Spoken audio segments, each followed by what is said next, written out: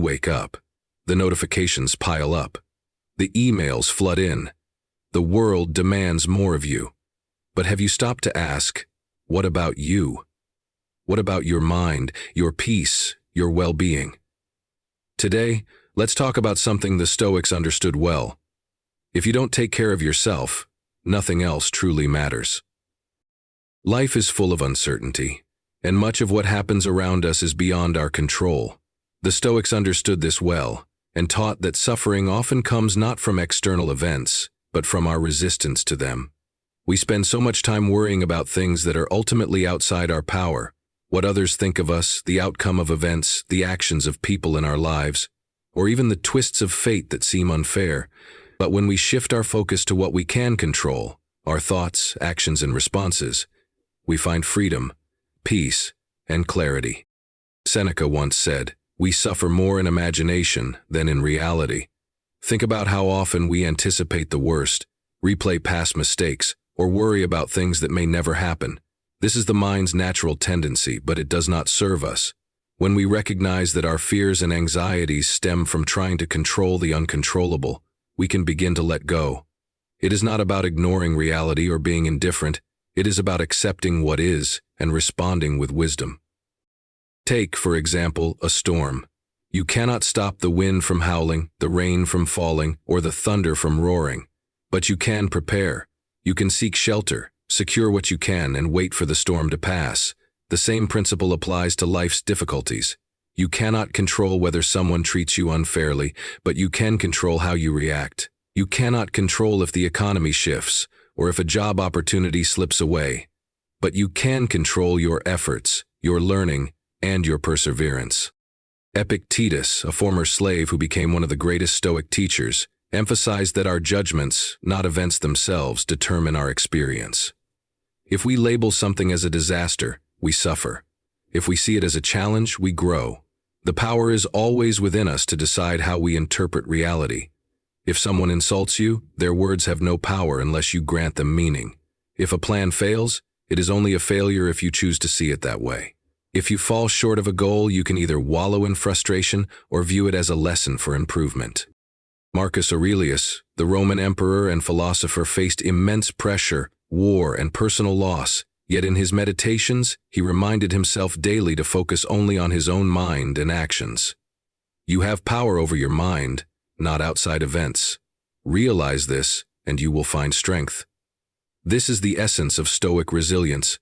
The world may be chaotic, but within, you can cultivate stillness. To live by this principle means actively practicing it every day. The next time you feel frustrated, ask yourself, is this within my control? If not, release it. If yes, take action. When faced with criticism, do not dwell on what others think. Focus instead on being true to your values. When plans change unexpectedly, do not resist reality. Adapt with grace. When hardships arise, do not curse your fate. Meet them with courage and learn from them. By accepting what we cannot change, we free ourselves from unnecessary suffering. By focusing on what we can change, we empower ourselves to live wisely. And by distinguishing between the two, we walk the path of true inner peace. Your mind is the one place that belongs entirely to you. It is where your thoughts form, where decisions are made, and where your sense of peace or turmoil originates. Yet many people allow their minds to be invaded by distractions, negativity, and the opinions of others. The Stoics understood that while we cannot always control the world outside, we can always control what we allow into our minds. If we do not guard our thoughts, we risk becoming prisoners of external influences, rather than masters of our own lives. Epictetus taught that we are not disturbed by things, but by our perception of them. This means that events themselves do not have power over us, only our interpretations do. If we allow every small inconvenience, every harsh word, or every uncertain situation to take root in our minds, we surrender control. Instead, we must be deliberate about what we focus on, ensuring that our inner world remains a place of strength, not a battlefield of endless worries. Modern life bombards us with distractions. Social media, news, and constant notifications pull us in 1,000 directions, each demanding our attention. But what do these things bring us? Do they make us wiser, more at peace, or do they fill our minds with noise, comparison, and anxiety? Marcus Aurelius, one of the most powerful men of his time, understood this struggle well. He reminded himself, "If you are disturbed by external things, it is not they that trouble you, but your judgment of them. And it is in your power to wipe out that judgment now." This is a powerful reminder that no matter how chaotic the outside world is, we always have the ability to return to clarity by controlling our thoughts. Guarding the mind is not about shutting out reality, but about choosing what deserves our attention. If a thought does not serve you, let it go. If a worry is beyond your control, release it. If negativity enters your mind, replace it with reason. Like a fortress, your mind must be protected. Not from challenges, but from unnecessary disturbance. The more carefully you tend to it, the stronger, calmer, and more resilient you will become. In a world that constantly demands our attention, stillness has become a rare and undervalued strength. People rush from one task to another, fill every spare moment with distractions, and equate busyness with productivity. But the Stoics understood that true power comes not from frantic activity, but from the ability to remain still, mentally, emotionally, and even physically, amid chaos. To be still is not to be passive, it is to be in control. It is the ability to step back, to think clearly and to act with intention rather than impulse. Marcus Aurelius, a Roman emperor burdened with immense responsibility, found his greatest wisdom in stillness. In Meditations, he reminded himself that external events have no power over the mind unless we allow them to. He wrote, "Nowhere can man find a quieter or more untroubled retreat than in his own soul." This was his reminder that no matter what storms raged outside, he could always return to the calm within. This practice of inner stillness allowed him to make wise decisions rather than react emotionally to the challenges of leadership. Stillness is not just about withdrawing from noise, but about creating space for deeper thought and understanding. When we are constantly stimulated by news, notifications, and endless entertainment, we lose the ability to hear our own thoughts. We react rather than reflect, rush rather than consider, and fill our minds with unnecessary clutter.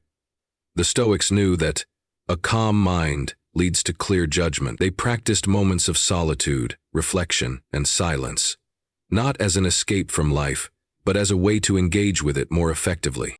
Silencing the noise does not mean ignoring the world. It means being selective about what deserves your attention. Not every argument requires a response. Not every distraction is worth your time, and not every thought deserves space in your mind. Stillness allows you to filter out the unnecessary and focus only on what truly matters. It gives you strength in moments of adversity, clarity in times of confusion, and the ability to act wisely instead of impulsively. To cultivate stillness, embrace moments of quiet. Step away from distractions. Take time to reflect. Learn to observe before reacting. When you do, you will find that the greatest power lies not in controlling the external world, but in mastering the stillness within. Health is often seen as an afterthought, something to prioritize only when convenient. But the Stoics understood that taking care of the body is not a luxury, it is a duty. Just as a soldier must maintain his weapons, or a craftsman must care for his tools, we must care for our bodies if we are to live well. A weak body leads to a weak mind. A neglected body clouds judgment, drains energy, and makes it harder to face life's challenges with resilience. The Stoics believed that discipline in health was not about vanity or indulgence, but about fulfilling one's responsibility to oneself and to the world. Seneca warned against excess in both directions, neglecting the body through laziness and overindulging in pleasure. He wrote, "We should treat our bodies rigorously so that they will not be disobedient to the mind." This does not mean punishing the body, but rather keeping it strong, capable, and ready for whatever life demands. A healthy body supports a sharp mind. When we lack energy, when we are sick or fatigued, our ability to think clearly and act wisely diminishes. Marcus Aurelius also emphasized the connection between physical and mental well-being. He saw health as a tool, not an end in itself. He practiced moderation in food, exercise, and rest, ensuring that his body remained fit to serve his greater purpose. He did not seek pleasure for pleasure's sake, but recognized that balance was necessary for a life of virtue. Neglecting health out of laziness is as foolish as obsessing over it for superficial reasons. The goal is neither indulgence nor deprivation, but strength and readiness. In today's world, health is often ignored until it deteriorates. People sacrifice sleep for work, eat mindlessly, and treat movement as optional. But a Stoic approach reminds us that caring for the body is an act of self-respect. It is not selfish to prioritize rest, nourishing food, or exercise. It is necessary. Without health, all other pursuits suffer. Without energy, wisdom is harder to practice. Without discipline, the body becomes a burden instead of a support. To live with purpose, one must be physically capable of facing life's demands. This means eating well, moving daily, and respecting the body's needs, not because it is easy, but because it is necessary. Health is not an afterthought. It is the foundation upon which everything else is built. Time is the one resource we can never get back. Unlike money, possessions, or status, once a moment is gone, it is gone forever. The Stoics understood this deeply and warned against wasting time on trivial matters. Seneca, in On the Shortness of Life, wrote, "It is not that we have a short time to live, but that we waste much of it." This is the hard truth. Life feels short only because we do not use our time wisely. We let distractions consume us, we chase unimportant things, and we act as if we have an unlimited supply of days. But the reality is, every day that passes is one we will never get back. People often think of wealth in terms of material goods, but true wealth is having control over how you spend your time. Many trade their time for things that do not bring them fulfillment. Endless scrolling, pointless arguments, or working solely for status rather than purpose. The Stoics saw this as a great mistake. They believed that time should be spent on what truly matters: self-improvement, meaningful relationships, and living with virtue. Marcus Aurelius reminded himself, "You could leave life right now. Let that determine what you do and say and think." This was not a call to fear death, but to embrace the present and live fully with the time given. Wasting time often comes from living according to other people's expectations rather than our own values. We worry about what others think, seek approval, and delay what truly matters. But the Stoics teach us that time belongs to us alone. We must use it with intention, choosing actions that align with our purpose rather than fleeting desires. Every moment spent mindlessly is a moment stolen from what could have been meaningful. To honor time, we must be deliberate in how we spend it. This means focusing on what we can control, learning continuously, practicing discipline, and valuing presence over distraction. It means saying no to what does not serve us, and yes to what brings growth, wisdom, and fulfillment. A Stoic does not simply let time slip away, they use it with purpose. Because in the end, time is not just something we have, it is what we are. And once it is gone, there is no getting it back. Many people go through life driven by obligation, doing what is expected, following societal norms, and meeting the demands placed upon them. They wake up each day not because they are pursuing something meaningful, but because they feel they have to.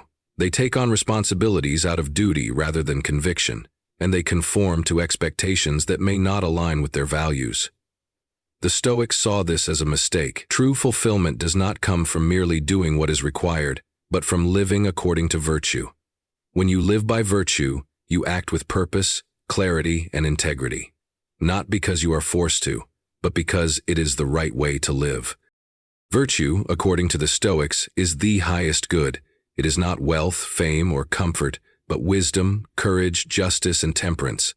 These four principles guide every decision, shaping a life of meaning rather than mere obligation.